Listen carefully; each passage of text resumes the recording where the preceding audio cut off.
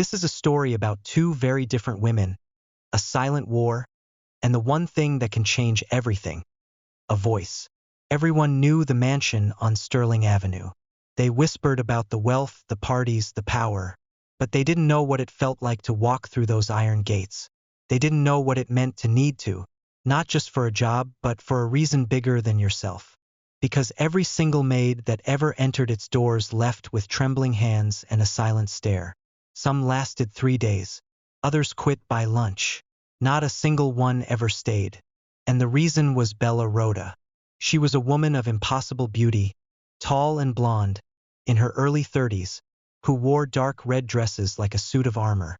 Recently married to Malcolm Riker, a silver-haired millionaire twice her age.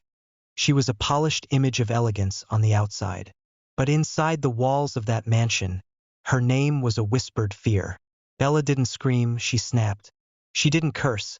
She sliced with words so cruel they left bruises deeper than fists. Her smile could rot flowers. She was a queen in a kingdom of her own making, and the other staff were her subjects. The butler, Mr. Dave, was a ghost, a man who had seen too much and said too little. The housekeeper, Mrs. Green, was a nervous wreck, her hands constantly twisting the corner of her apron. They all just bowed their heads and hoped she would pass them by.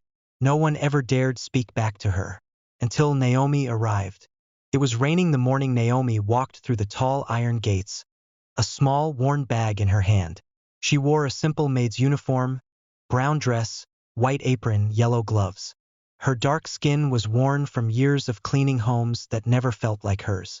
But she needed this job not for vanity, not for status, but for her son, Jamal.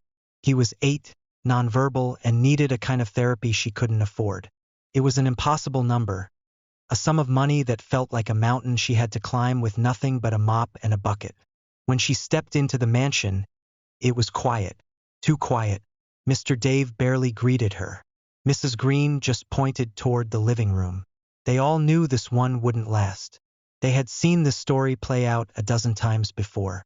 Bella's voice rang out from upstairs, sharp and clear. "Start with the living room." Naomi obeyed, gripping her mop. She noticed a half-tipped bucket of water sitting in the middle of the polished floor. It was a clear trap, a test. She knew if she touched it, she would get in trouble. But she couldn't leave a mess. This was her son's future, and she wouldn't take a single step wrong. As she reached for it, she was too late. The bucket crashed to the floor, spilling water everywhere. Footsteps thundered down the stairs, and then, a chilling silence. Naomi looked up just as Bella reached her. There was no warning. The woman's hand struck her across the face, a slap that echoed louder than the splash. The room froze. Even Malcolm, standing in the corner holding a briefcase, looked shocked, but said nothing. Isabel's eyes were filled with ice. "Are you that stupid or just lazy?" Naomi's cheek burned. Her eyes watered, but she didn't cry. She just bent down, picked up the mop, and began to clean. "I asked you a question," Bella hissed, her voice a dangerous whisper. Still, Naomi didn't look up. "I'm sorry, ma'am. I'll do better." Word spread through the mansion like wildfire. "She didn't quit," the staff whispered, watching in disbelief. Some laughed, sure it was only a matter of time. Others watched with a strange kind of awe. Isabel, however, saw it as a challenge. She ramped up her attacks. She burned Naomi's uniforms by accident, but Naomi just got a new one. She hid the cleaning supplies and Naomi found them. She spilled red wine on a new white carpet, but Naomi just cleaned it up, every single time.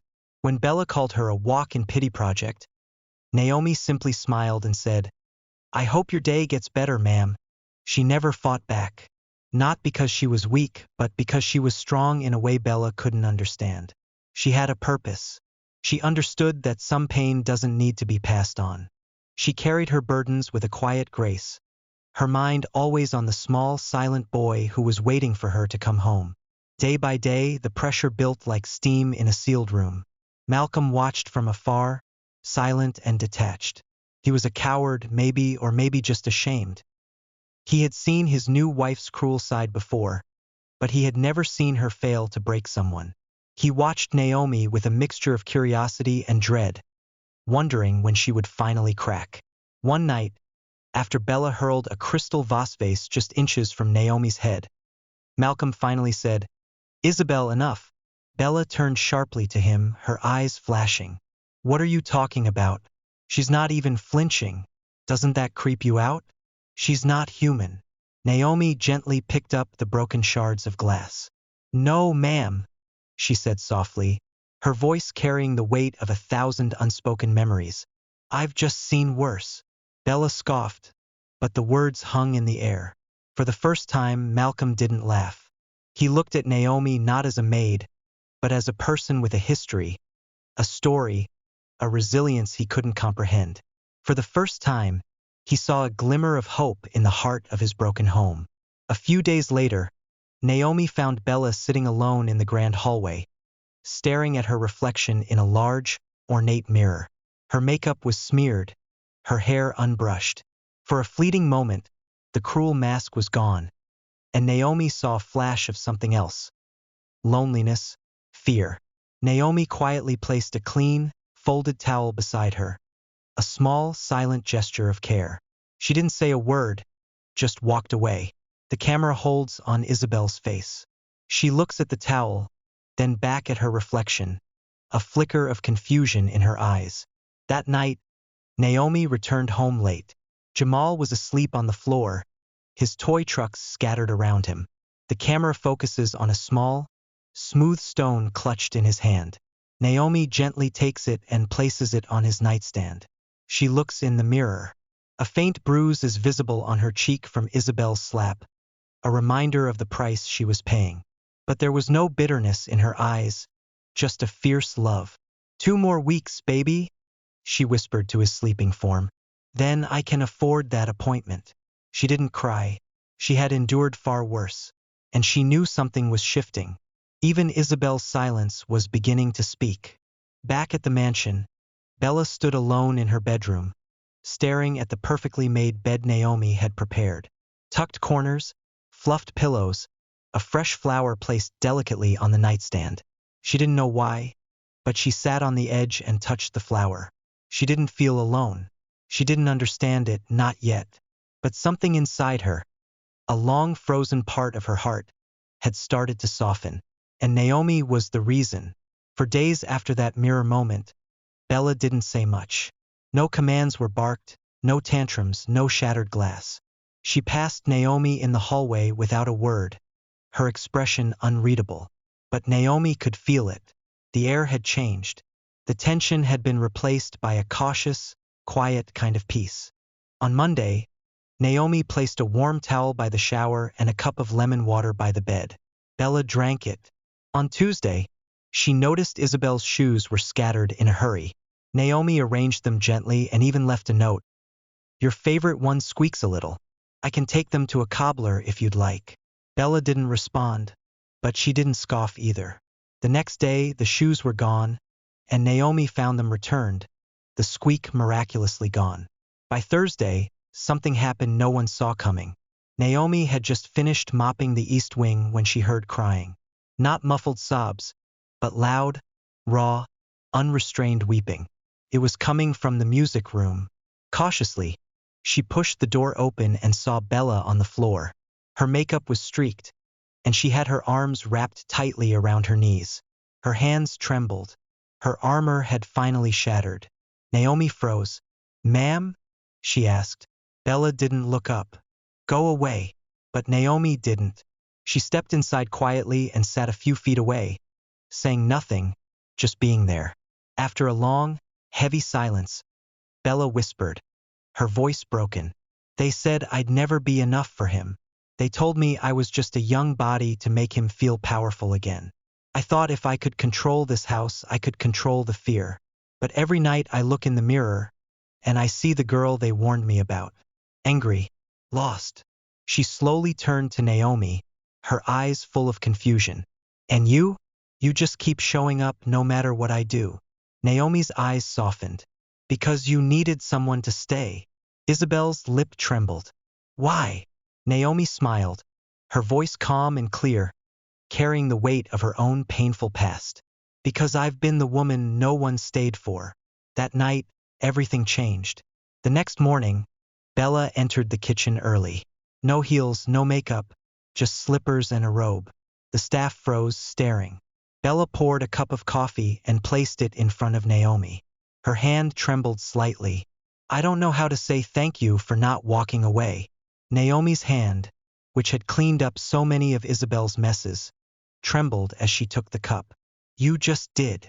Over the next few weeks, the mansion felt different, lighter. The air no longer hummed with tension. Bella stopped berating the staff. She asked questions.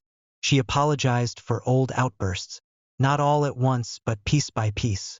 She asked Mr. Dave about his family. She asked Mrs. Green about her garden. And Naomi? She didn't just become the housekeeper. She became the heart of the home. The woman who had been the source of all the pain was now the one mending the broken pieces. One afternoon, Malcolm returned early from a board meeting. As he walked into the living room, he stopped dead in his tracks. There, on the carpet where Bella had once thrown a vase in rage, sat his wife laughing. A real, genuine laugh, not a polite chuckle. And beside her sat Naomi, showing her how to fold linen napkins into graceful swans. Malcolm blinked, stunned. The woman who had made every maid cry was folding napkins with the one maid who refused to leave. He looked at them both, a single tear rolling down his cheek. He had his wife back. That evening, Bella waited for Naomi in the hallway. Do you have a minute? She asked softly. Naomi nodded. I want to show you something. She led her to the guest suite. Inside, the lights were dim, and a file sat on the table.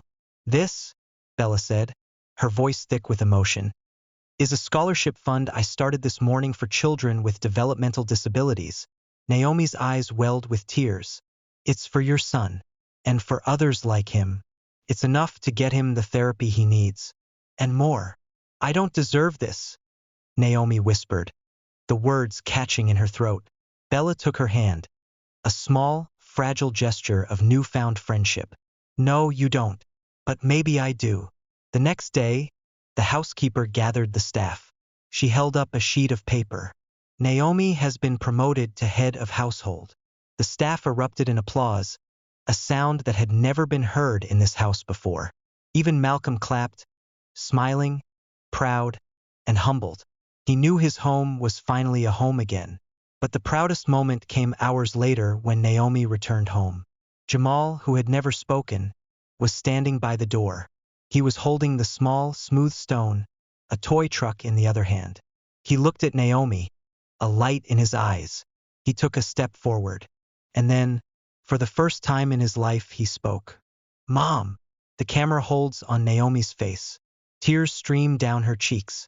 Her long, painful journey has finally come to its beautiful, impossible end. She runs to her son and holds him tightly, her heart overflowing. She whispers to him, a promise whispered for him and for all the others. They see me now, baby, and one day, they'll hear you too. What no other maid could survive, Naomi transformed. Not with power, not with fear, but with patience, compassion, and the one thing Bella never thought she'd need. A woman who stayed when everyone else gave up. If you enjoyed this story, don't forget to give it a thumbs up and hit that subscribe button for more emotional, dramatic, and unexpected tales.